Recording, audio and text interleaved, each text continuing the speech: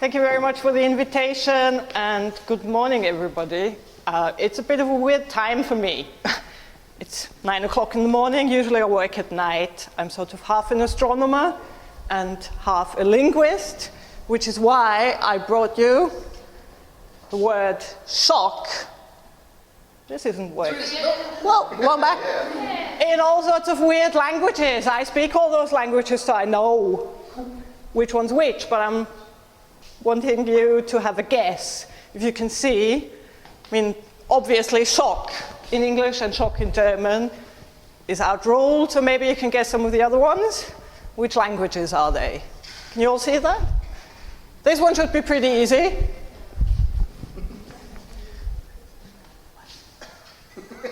It's Greek, yeah, and trauma, yeah, okay. This one's Latin, and the other ones, this one's Sumerian, Sizik. We don't know how that was pronounced. Sahuratu is Akkadian. Maybe you can think of Akkadian because I'm talking about the Babylonians a bit later. And this one is Biblical Hebrew. So the word shock is old as mankind, as old as language. The oldest, I'm sort of sticking to astronomy now, so don't worry. No more languages. The oldest representation of the sky, as far as we know, is this. It's the sky disk of Nebra. And it's an infographic.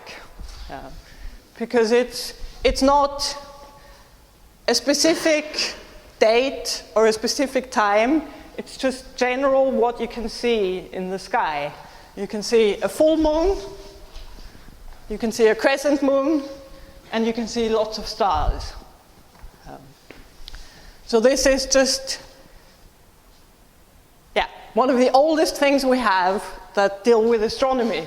So I'm making a huge leap from Europe to the Middle East now, because this is where astronomy started. The Babylonians started astronomy, but it's something completely different. Astronomers don't like that, because astronomy started as astrology.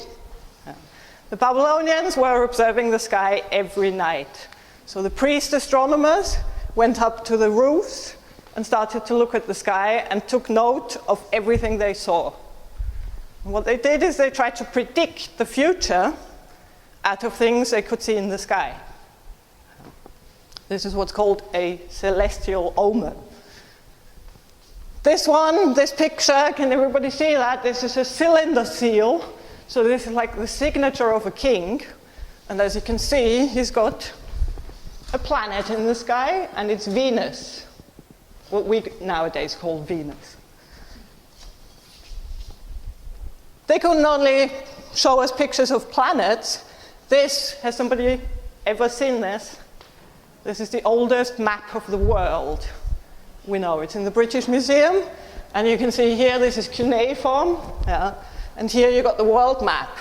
And this is also an infographic, basically, because here you've got the river Euphrates, which is very important in Babylonia, and you can see the circles around here, and it tells which people lived around the Babylonians,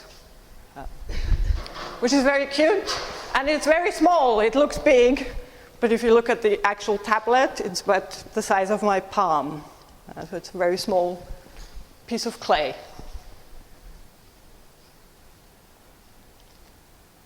This is the most famous Babylonian tablet ever, and it's what we nowadays would call an Excel sheet. It's a spreadsheet. It's a database. It's basically a list of things they could see in the sky with the omen relating to it. So for example, it says, if the moon rises in the cloud, the king will die. Because they observed this 2 or 3 times. And when the moon rose in the cloud, the king died. So that happened 3 times, and the 4th time it would happen again. Predict the future out of it. So this is just a list of these omens. And what's funny is they could avert it. So it wasn't fixed. The king would not necessarily die. What they did is, if they had a good king and they didn't want him to die, they just replaced him by a slave who was pronounced king, and he had 60 days to pop off. And if he didn't, they just killed him, which meant that the king died, and then they made the real king king again. So this is kind of a funny thing about it. Yeah. I'm showing you this one because it's very similar. It's a different tablet, and this is the actual event. It says, the moon rose in the cloud and the king died. Yeah.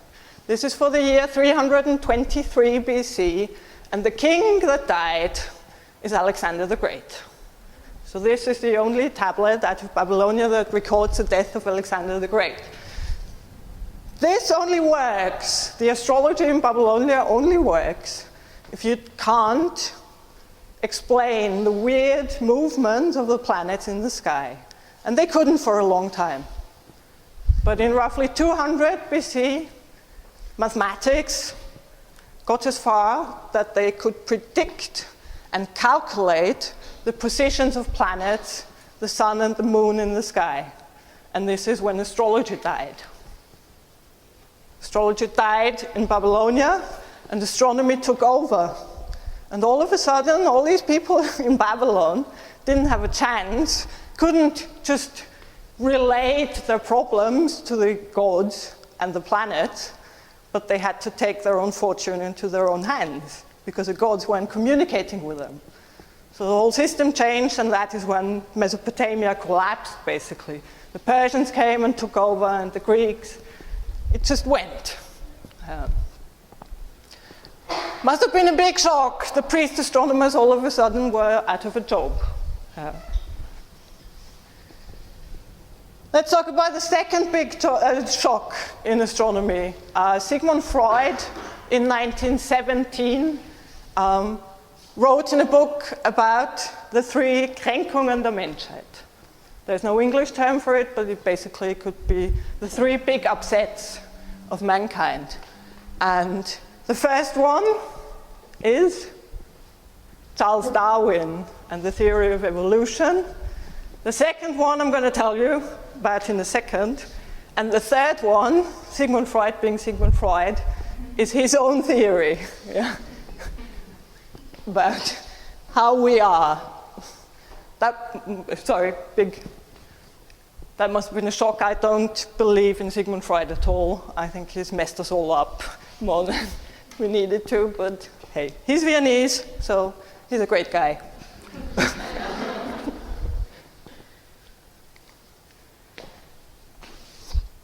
We're right in the middle of the 15th century with this picture. But it all started a long, long time before that, because people in Greece and in Rome and in the medieval ages were thinking about how the universe sort of is constructed, where we are in the universe. And famously, in the 4th century AD, Claudius Ptolemy put the Earth at the center, and everything revolves around it. And that was the way it's going to be for 1,500 years. It all started off very simple.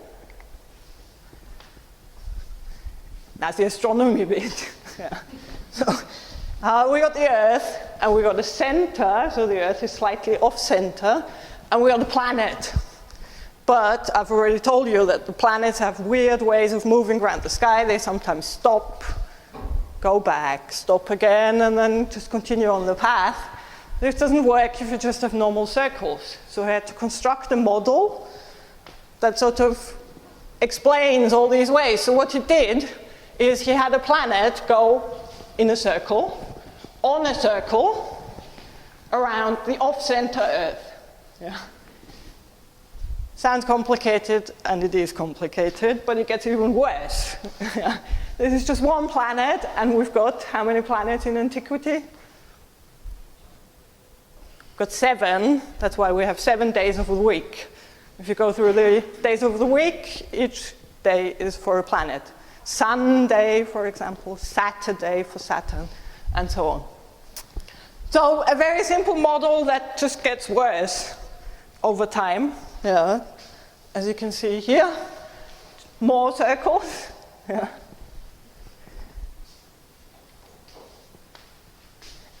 And this is just about as bad as it gets. This is the whole system up to Saturn.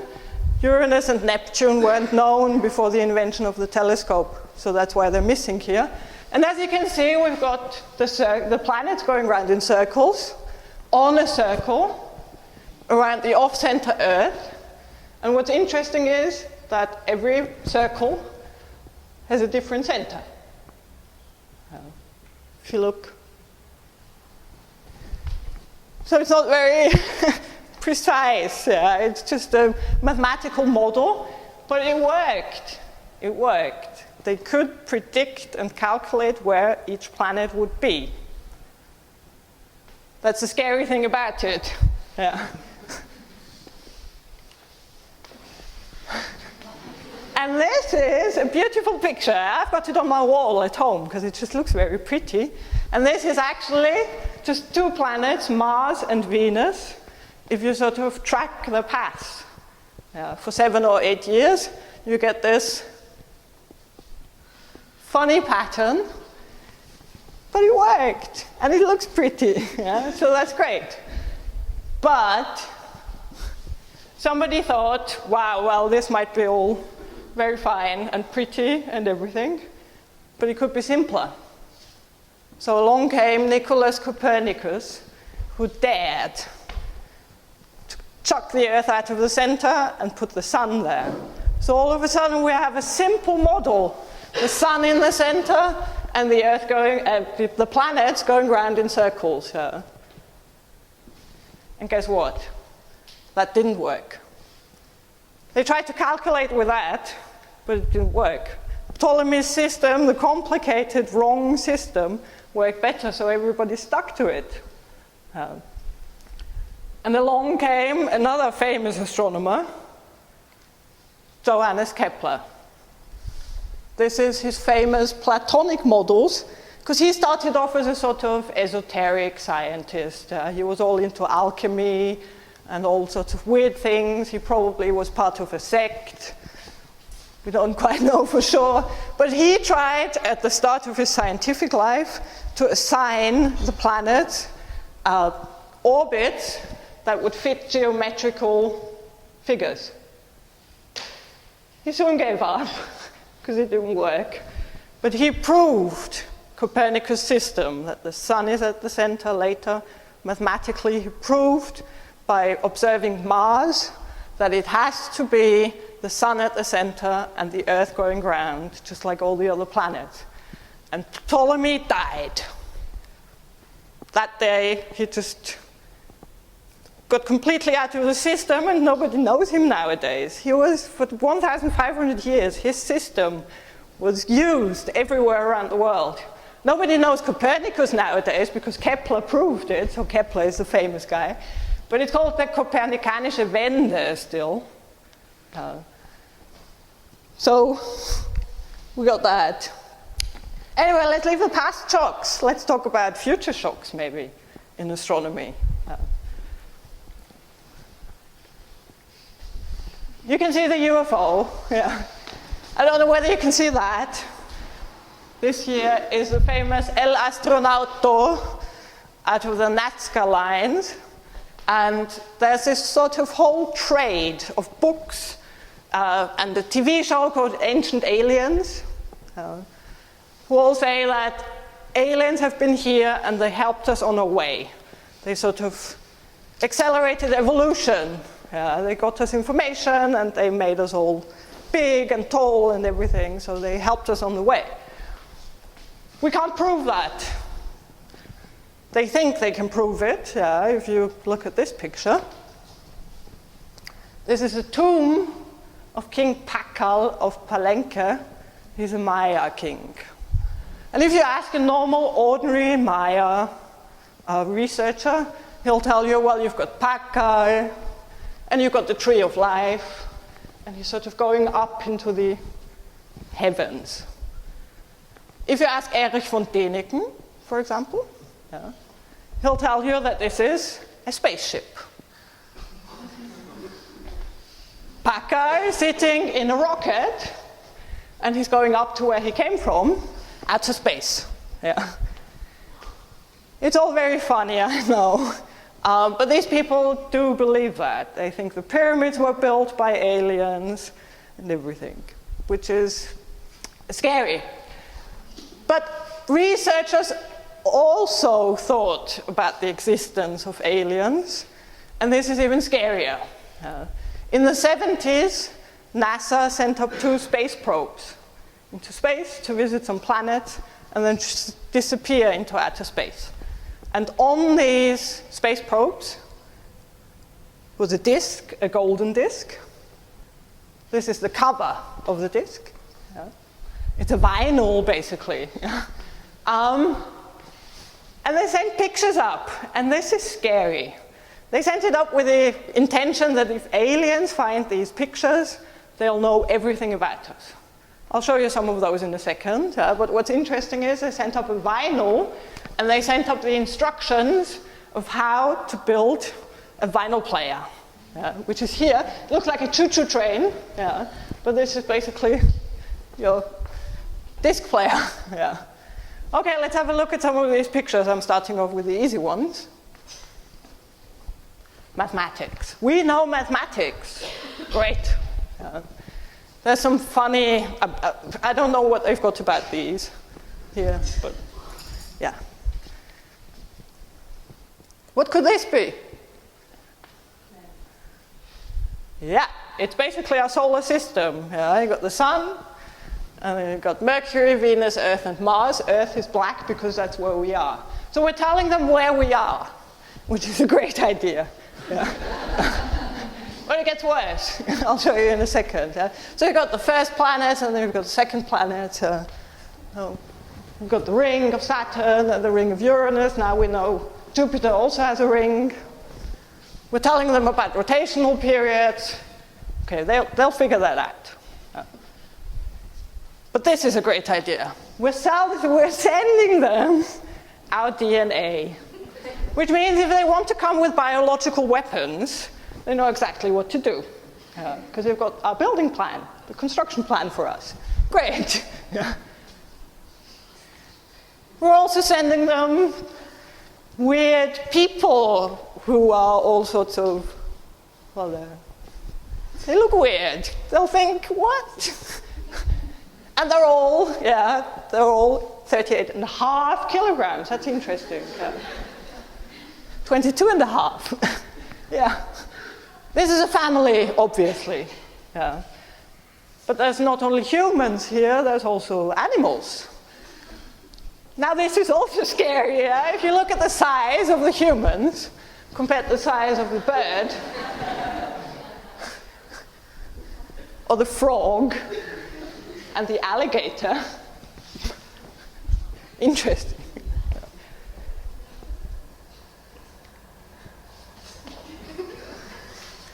This is called, you can look at all these pictures on a website. This is called Bushman.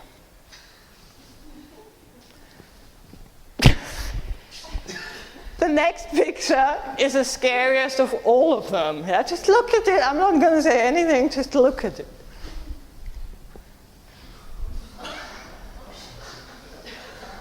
They're bad quality, but the original bad quality, so that's not my fault. Licking, eating, and drinking. Yeah. This is, okay, it's 40 years ago. Yeah. But if these aliens do come here, they'll be shocked. Because it's like, It's totally different, but they've got the building plan of our DNA, so they know what to do. Which is, anyway, just in case, we've sent out this and we've sent out lots more pictures. I think we should put big signs up, just in case, everywhere around the world that say this. Just don't come here. Please, just stay where you are. Because we'll be shocked and they'll be shocked. Let's just skip all that and just go home. Stay where you are, please.